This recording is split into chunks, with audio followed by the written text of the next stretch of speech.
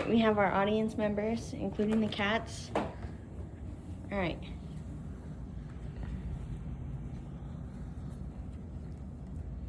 Polar night is the 60-day period in which the north of Alaska is plunged into complete and total darkness due to the tilt of the earth. Luckily, we don't have to deal with that here because we live in San Angelo and we can enjoy sunbathing for 250 days out of the year. But how viable is it to use the sun for energy generation instead of just a tan? Today, I would like to share with you all the advantages and disadvantages of solar power for large-scale energy generation. I have been researching this topic for the past week in order to present you with accurate information within this speech.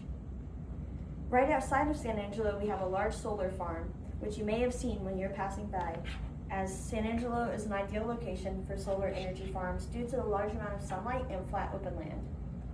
Because it is a popular choice for energy generation here where we live, it makes it more important for us to learn about. I have a few main points to share with you all today regarding the positive and negative aspects of using solar power as a primary source of energy generation. And into my first point. Solar power is extremely abundant in many areas and produces vastly less greenhouse gases over its lifetime than a majority of other energy sources, making it a renewable and much cleaner energy source than fossil fuels. The abundance of solar energy in sunny areas can actually help lower costs for the consumer. In 2025, according to Scientific American, one of the most respected scientific magazines, renewable energy is staying competitive with power from gas and coal. Energy production divided by the cost across different energy sources is the LCOE, and this is what they use to compare these. Solar energy had an LCOE ranging from 38 to 78 per megawatt hours, which was competitive with the LCOE for new gas plants, which ranged from $48 to $109, with other energy forms being in a similar range. The only outlier to this was pre-existing gas plants, which actually had a range of $24 to $39 per megawatt hour. Considering the cost of energy from pre-existing natural gas plants, solar is the second cheapest option, making it more viable in this aspect than many other forms of energy generation. In an area like San Angelo, costs could be on the lower end due to the abundant sunlight. According to the Discover San Angelo website, San Angelo receives on average 251 days of sunlight per year, compared to the national average being around 200 days. Solar energy production is much cleaner than fossil fuels. According to the U.S. National Science Foundation in 2023, domestic solar panel productions are projected to reduce the carbon footprint of solar panel production by 33% and use 17% less energy than solar panels sourced globally in 2020 by the year 2050.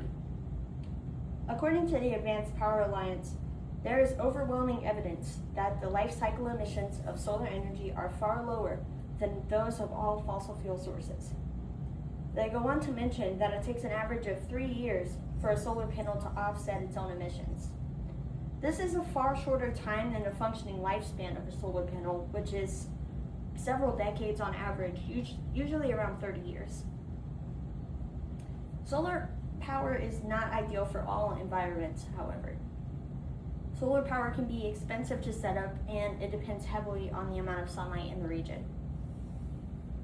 Solar power can have high initial costs due to the specialized technology needed to create solar panels. Reviewing what we said earlier about the lifetime energy production divided by the cost, or the LCOE, it is important to note that the LCOE from pre-existing gas plants was significantly lower than all other options, meaning that solar power is not always the number one most economical solution. The U.S. Department of Energy discussed some of the non-hardware costs, or soft costs, of solar energy, which can contribute greatly to total energy costs. These costs can be significant, and they include costs stemming from things like taxes, installation labor, inspection and permitting costs, supply chain costs, sales and marketing, and overhead as well. They can make up as much as 57% of the actual solar plant installation, with the other remaining percentage being made up of the actual hardware costs. Also, not all environments have abundant sunlight, meaning that solar power would be less efficient and require a larger number of expensive batteries to store excess energy during times without sunlight. Imagine you were a mayor and you were looking for an effective energy generation solution for your city. If you were in northern Alaska, you would need to be anticipating the 60 days of night, and solar power would likely not be the most efficient or fiscally responsible solution for you, especially with plentiful fossil fuel reserves in the area. On a rainy or cloudy day, an average solar panel will only function at around 10 to 25% efficiency. This is just one example of how regional sunlight can affect the viability of solar panels for large-scale energy generation. Both the positive and the negative aspects of power generation using solar energy are important to take into consideration when forming a conclusion on this topic. These things that I have mentioned here today are just a few of the pros and cons of solar power. Solar farms can be expensive to set up and depend on the sunlight in the region, but they are one of the cleanest energy forms and, in the right areas, have a very abundant renewable energy source.